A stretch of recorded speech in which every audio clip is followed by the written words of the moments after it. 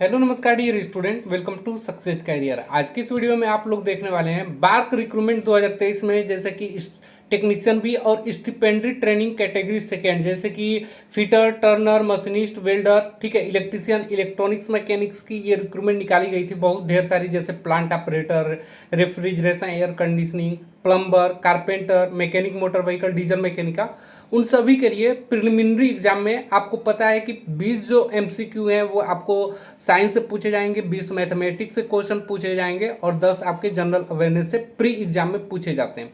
और 50 क्वेश्चन जो है आपके एडवांस जो क्वेश्चन पूछे जाते हैं वो आपके सेकेंड पेपर में पूछे जाते हैं, यानी स्टेज 2 में।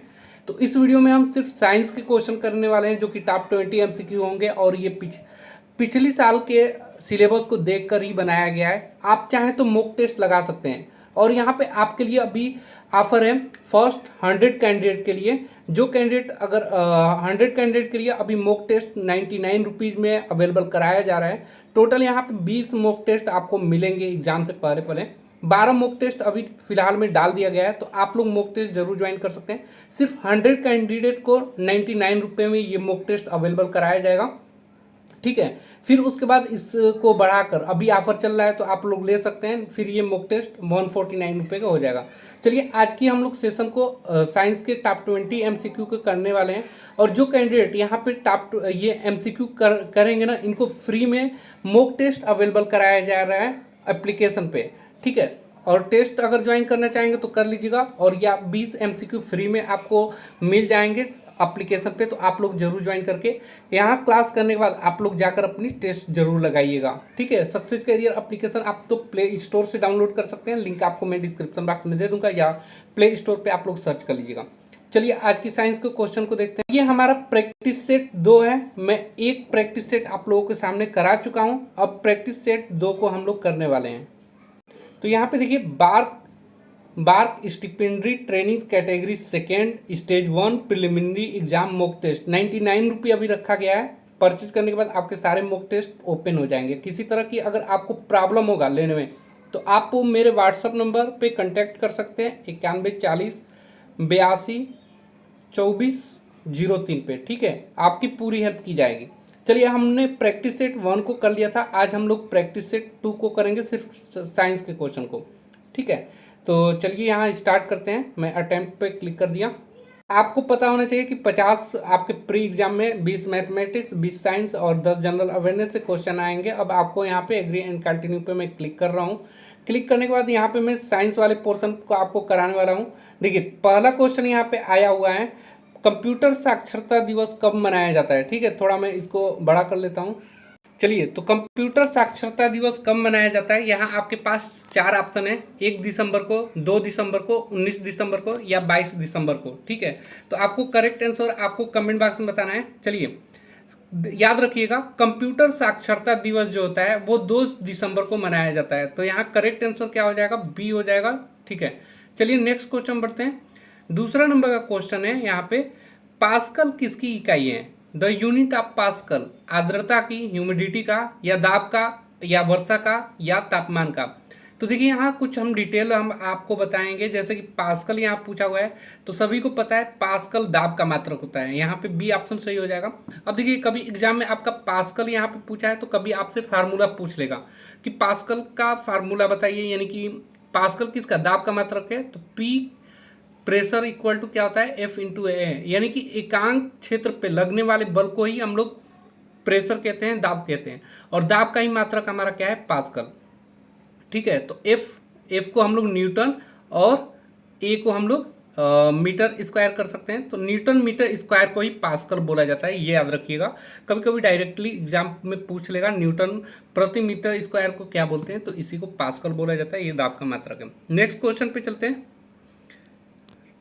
तीसरे नंबर क्वेश्चन पे। देखिए, तीसरा नंबर यहाँ पे क्वेश्चन दिया हुआ है, अश्व यदि एकाएक चलना प्रारंभ कर दे तो अश्वरोही के गिरने की आशंका का कारण होता है। देखिए, अभी अश्व जो है यानी कि घोड़ा है और वो विरामावस्था में, अचानक वो चलने लगता है। तो जो अश्वरोही होते हैं, जो घोड़े पे सवार होते हैं, वो क्या होता है, अचानक पीछे की तरफ गिरने के हो जाते हैं, गिरने जैसा। तो वो किस कारण होता है, तो आपने सुना होगा कि ये किस नियम के कारण होते हैं, आप लोगों को 4 ऑप्शन यहाँ पे मैं पहले दिखा देता हूँ। जड़त्व आघूर्ण, द्रव्यमान का संरक्षण नियम, या विश्राम का जड़त्व नियम, ठीक है, या यहाँ पे ऑप्शन चौथा दिया हुआ है गति का तीसरा नियम। तो देखिए अश्वरोही जो होते हैं, ठीक है, अश्वरोही वो अचानक किसके कारण गिरने के, तो विश्राम की जड़त्व के कारण गिरने की अवस्था में आ जाते हैं। जैसे कोई आप लोगों ने विश्राम की जड़त्व का मतलब क्या होता है, देखिए कोई वस्तु विरामावस्था में है तो वो विरामावस्था में ही रहेगी जब तक उस पर हम लोग बाह्य बल न लगाए।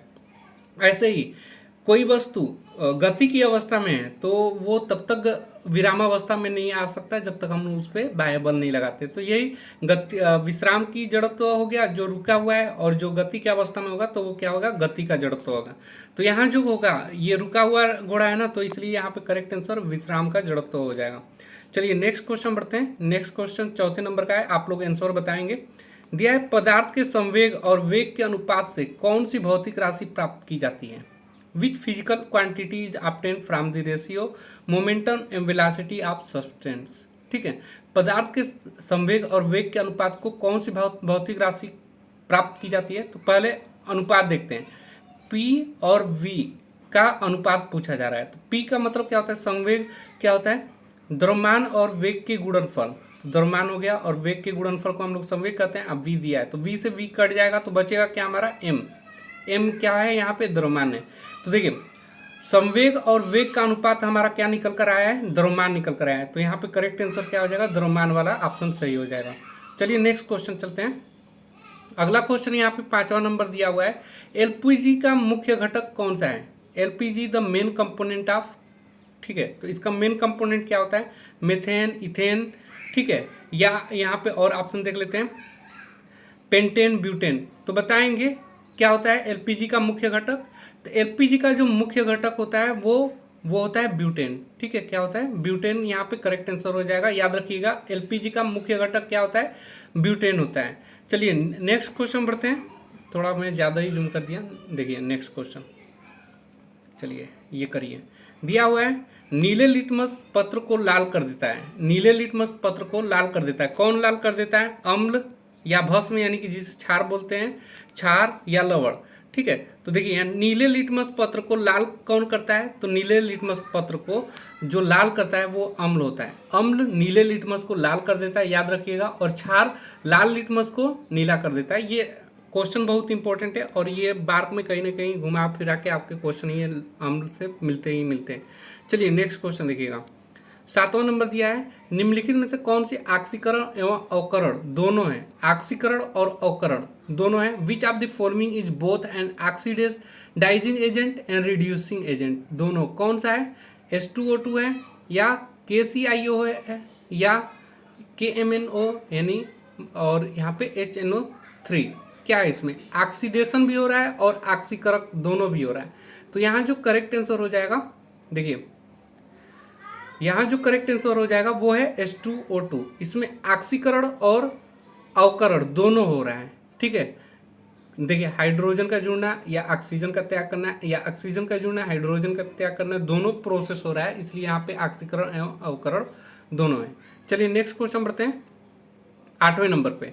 देखिए 8वां नंबर का क्वेश्चन आप लोगों के सामने है, विद्युत संयोजक बनता है, इलेक्ट्रोवोलेंट बॉन्ड इज फॉर्म। ठीक है, किससे बनता है, धनाविष्ट आयनों के बीच, ऋणाविष्ट आयनों के बीच, या विपरीत अविष्ट आयनों के बीच, या इनमें से कोई नहीं।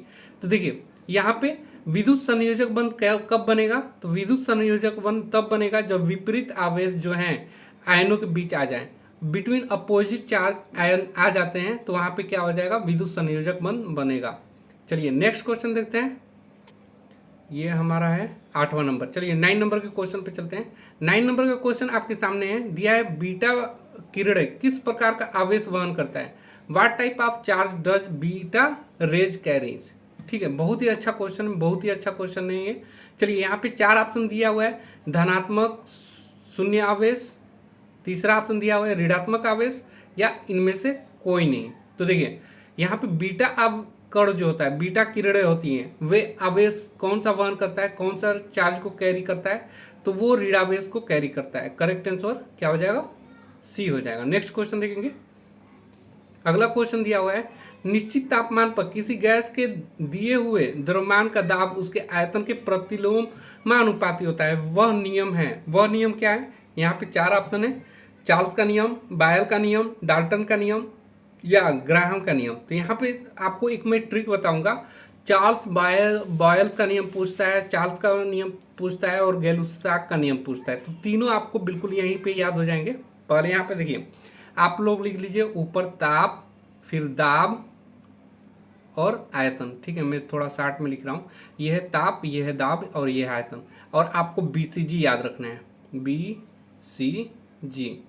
देखिए, जब भी ताप का बात आएगा, पहले ताप है तो BCG बायल्स का नियम होगा, ताप पे बायल्स का नियम होगा, दाब पे C मतलब चार्ल्स का नियम होगा, और ताप दाब और आयतन पे गैलुसाक का नियम होगा। जब देखिए ताप नियत करेगा तो कौन सा आंसर यहाँ पे आपका होगा? बायल्स का नियम।